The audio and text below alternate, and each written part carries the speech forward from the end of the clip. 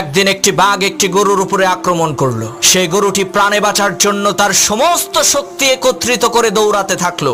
দৌড়ানোর এক পর্যায়ে গরুটি একটি পুকুরের মধ্যে লাফ দিল। ঘটনাক্রমে সেই পুকুরের মধ্যে কোনো পানি ছিল না, শুধু ছিল